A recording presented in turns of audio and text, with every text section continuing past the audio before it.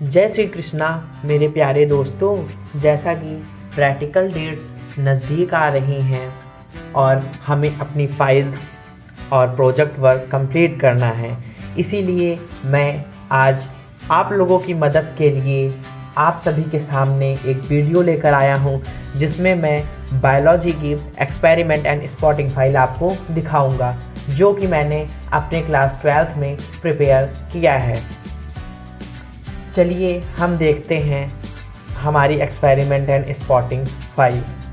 ये है मेरा कवर पेज, जिस पर मैंने सिंपली एकदम सुपर तरीके से एक्सपेरिमेंट एंड स्पॉटिंग लिख दिया है, जो कि देखने में बहुत ही अट्रैक्टिव लगेगा। ये कवर पेज आप या तो स्कूल की तरफ से या तो खुद डिज़ाइन करके बना सकते हैं। उसके बाद चलिए देखते हैं इसके अंदर क्या है। इसके बाद मैंने फ्रंट पेज पर experiment in and spotting files का और अपने स्कूल का लोगो और सबसे डाउन में submitted by and submitted to लिखा है। आप भी अपने स्कूल का लोगो और एक्सपेरिमेंट एंड स्पॉटिंग फाइल और submitted to and submitted by लिखाकर इसे और सिंपली सुपर्ब बना सकते हैं। और हमने इस साइड पे लिखा ताकि जो हमने कवरिंग की है वो ना दिखाई दे और हम बिल्कुल क्लीन अप तरीके से अपनी फाइल को बना सकें।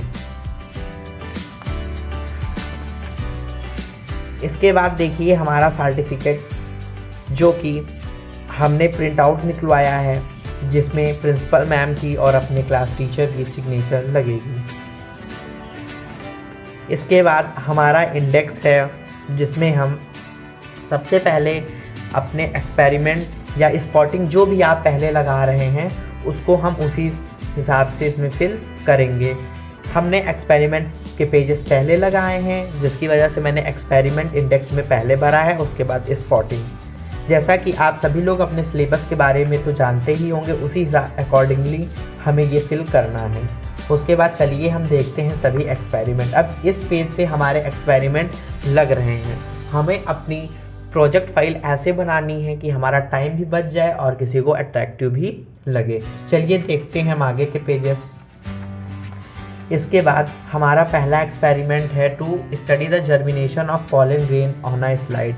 ये देखिए उनके सभी डायग्राम बने हुए हैं और साथ में इधर मटेरियल रिक्वायर्ड, प्रोसीजर और कंक्लूजन सभी इधर लिखे हुए हैं। इसके बाद हमारा एक्सपेरिमेंट सेकंड आ जाता है, जो कि है determine the plant population density in a given area by a quadrat method.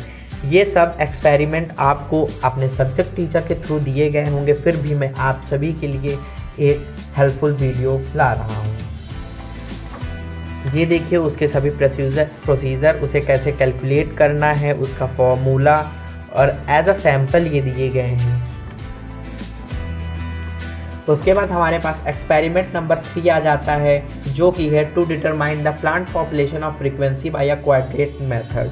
इसमें ऑब्जेक्टिव है, यानी एम तुम्हारा क्या है, मटेरियल रिक्वायर्ड, प्रोसीजर है और इसके बाद वही ऑब्जर्वेशन, कैलकुलेशन एंड कंक्लूजन। उसके बाद ये एक्सपेरिमेंट करते समय हमें किन किन प्रिकॉशन यानी जो सावधानियां हमें बरतनी है उसके बारे में भी लास्ट में ये डिस्क्रिप्शन दिया गया।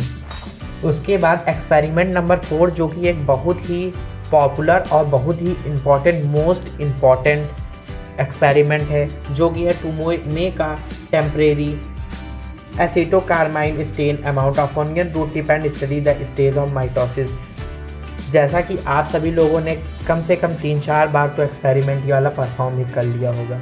इसमें हम सभी लोग सबसे पहले एक अनियन को लेते हैं और उसे लैब में ग्रो करते हैं, फिर उसके बाद उसकी रूट टिप को निकाल कर हम उसमें स्टडी करते हैं स्टेजेस ऑफ माइटोसिस की।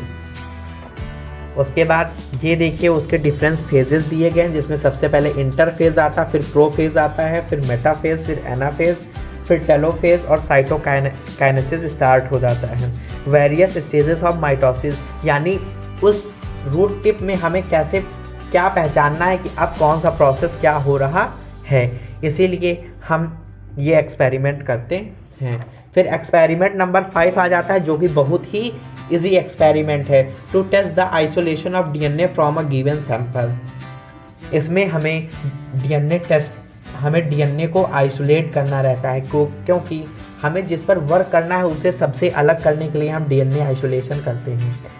इन शॉर्ट मैं बता सकता हूँ कि अगर इसमें मैंने जैसे स्पिनैच की लीफ ले ली, उसे मैंने खूब क्रश किया और उसके बाद उसका पेस्ट बनाकर, लैब में ही उसका पेस्ट बनाकर हमने उसमें डिटर्जेंट डाल दिया। डिटर्जेंट डालने के बाद उसे हम अच्छे से मिक्स करेंगे। उसके बाद सीव से हम उसे छान लेंगे बीकर में, और उसके बाद जब बीकर में छान लेंगे उसके बाद हम उसे 10-15 मिनट के लिए अनडिस्टर्ब्ड रख देंगे और उसमें हम एथेनॉल ऐड कर देंगे। फिर कुछ समय के बाद थ्रेड लाइक स्ट्रक्चर अपीयर हो जाएगा बॉटम पे एकदम टॉप पे अपीयर हो जाएगा, और वही हमारा डीएनए होगा। ये प्रोसेस डीएनए आइसोलेशन का सबसे इजी एक्सपेरिमेंट यही है। ये देखिए थ्रेड लाइक स्ट्रक्चर है। ये स्पूलिंग करना मुमकिन नहीं होता है लैब में, इसीलिए हम लोग ऐसे ही दिखा देते हैं। उसके बाद नेक्स्ट आ जाता है दोस्तों स्पॉटिंग। चलिए हम स्पॉटिंग की तरफ बढ़ते हैं। सबसे पहला आएगा मेरे में स्टडी ऑफ पॉलन जर्मिनेशन। हमें दिया जाता है कि पॉलन जर्मिनेशन कैसे हो रहा है उसके बारे में। ये स्पॉटिंग है वो खुद से स्लाइड्स रखी होंगी या उनका डायग्राम होगा, आपको तुरंत जाकर 2-2 मिनट का टाइम मिलता है, उसके बारे में लिखना रहता है। उसके बाद नेक्स्ट आ जाएगा एनिमोफिलस फ्लावर, जो स्मॉल एंड इनकॉस्पिशियस फ्लावर होते हैं। इन फ्लावर्स में enormous amount of pollen grains होते हैं, प्रोड्यूस होते हैं, ताकि वो अपना पॉलिनेशन इंश्योर कर सकें। और इन्हीं के बारे में, एनिफोलिस फ्लावर के बारे में ही हमें जानकर लिखना, कम से कम तो 5 कमेंट हमें इस पर याद करने हैं। उसके बाद नेक्स्ट आ जाता है एंटीमोफिलस फ्लावर। ये इंसेक्ट पॉलिनेटेड फ्लावर्स होते हैं, वो कलर्ड होते हैं ताकि वो इंसेक्ट्स को अट्रैक्ट कर सकें। स्टिकी होते हैं और उनके स्टिग्मा और जो पॉलन ग्रेन को कैच करने के लिए बहुत ही स्टिकी होते हैं। वो स्ट्रांग होते हैं, वो लार्ज होते हैं ताकि ज़्यादा से ज़्यादा इंसेक्ट उन पे अट्रैक्ट कर सके। इन दोनों इंसेक्ट पॉलिनेटेड फ्लावर और एनिमोफिलस फ्लावर के हमें 5-5 कमेंट जरूर याद करने हैं। उसके बाद हमारा आ जाता है इमास्कुलेशन। इमास्कुलेशन होता क्या है एक्चुअली में? जो हमारे बाइसेक्सुअल फ्लावर होते हैं उनमें से या तो मेल या तो फीमेल पार्ट को रिमूव करना, ताकि हम उसमें हम सेल्फ पॉलिनेशन को बंद कर सके, वही हमारा इमास्कुलेशन कहलाता है। ठीक है, इसके बारे में भी हमें इसको याद करना है, इसके बारे में हमें जानना है, कम से कम नहीं तो 5 कमेंट इस पर याद ही होने चाहिए। उसके बाद आ जाता है बैगिंग एंड टैगिंग। अगर एक बार हमारा क्रॉस पॉलिनेशन हो जाता है तो अदर पॉलन ग्रेन्स को स्टिग्मा तक पहुंचने के लिए हमें रोकना रहता है, इसीलिए हम उसे फ्लावर्स को बटर पेपर से बंद कर देते, उसमें स्मॉल होल्स कर देते ताकि वो फोटोसिंथेसिस कर सके। और इसी प्रोसेस को जो हम प्रिवेंट कर सके अदर पॉलन ग्रेन्स को स्टिग्मा तक पहुंचने के लिए, वही हमारा प्रोसेस बैगिंग कहलाता है। और इसी प्लांट में हम डेट, टाइम या किस लिए क्या किया गया है अकाउंट रखते हैं उसका, इसी को हम इस प्रोसेस को टैगिंग कहते हैं। उसके बाद नेक्स्ट आ जाता है transverse section of testis. Transverse section of testis जो कि हमने ह्यूमन रिप्रोडक्शन में भी पढ़ा होगा। इसमें हमें कम से कम 5 पॉइंट्स याद करने हैं। सिंपल यही है याद करने का कि हम इस डायग्राम को अच्छे से समझ लें ताकि हमें कोई भी चीज़ रटनी ना पड़े। इसमें ट्रांसवर्स सेक्शन में सबसे पहले हमें seminiferous tubules, Leydig cells, Sertoli cells, spermatogonia, spermatocyte, spermatids, spermatozoa and interstitial space, T S of portion of a testis. जो कि ये डायग्राम को हम अच्छे से समझ लेंगे तो हमें कोई भी चीज़ रटने की ज़रूरत नहीं पड़ेगी।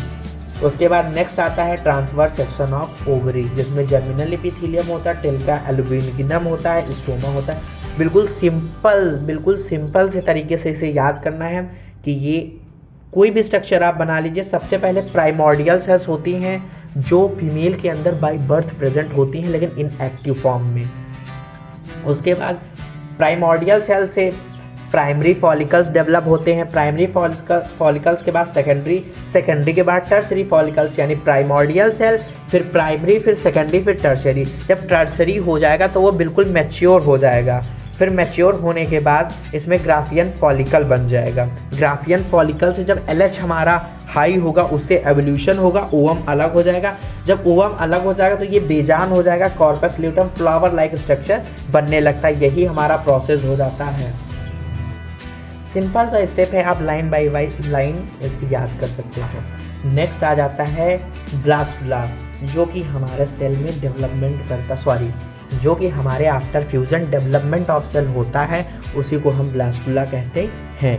इस डायग्राम को याद कर लो, आप इसके बारे में कमेंट बहुत अच्छे से कर सकते हो। उसके बाद स्टेप ऑफ मियोसिस, इसे आप इन डायग्राम के थ्रू समझ लीजिए या लर्न कर लीजिए जैसा आपको इजी लगे। उसके बाद ये देखिए उसी के प्रोसेस दिए गए, कैसे हम किसे क्या आइडेंटिफाई करें।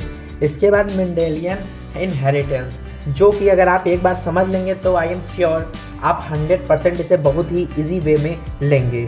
जिसके बारे में हमें सीड सैंपल को एनालाइज करना है कि रिंकल्ड सीड होगी या राउंड सीड होंगी। इनके रेशियोज याद कर लीजिएगा, एग्जामिनर से आपसे पूछ सकता है। उसके बाद पेडिग्री एनालिसिस, हमें रोलिंग टंग का करना है कि अगर फीमेल रोलिंग टंग है या मेल रोलिंग टंग है तो उसके बच्चे होंगे रोलिंग टंग के या नहीं होंगे। ये हमें पेडिग्री एनालिसिस एक बार समझ लीजिएगा। उसके बाद plasmodium vivax, commonly known as malarial parasite, हम इसमें बहुत ही सिंपल तरीके से जान सकते हैं कि मलेरिया कैसे कॉज होती है। सबसे पहले तो इसके 2 होस्ट होते हैं, एक तो नॉन लिविंग होता है, एक लिविंग होता है। ठीक है, सबसे पहले कोई भी मच्छर आपको काटता है जो इन्फेक्टेड होता है पहले से, उसके बाद ये जब इसकी इन्फेक्टेड सलाइवा होती है वो जाके इन्फेक्टेड हेल्दी पर्सन के अंदर जाती है, फिर पैरासाइट्स लीवर तक पहुंचती हैं थ्रू ब्लड्स और लीवर सेल्स को डिवाइड करती हैं छोटे छोटे पार्ट्स में और उसमें बस्ट हो जाती हैं।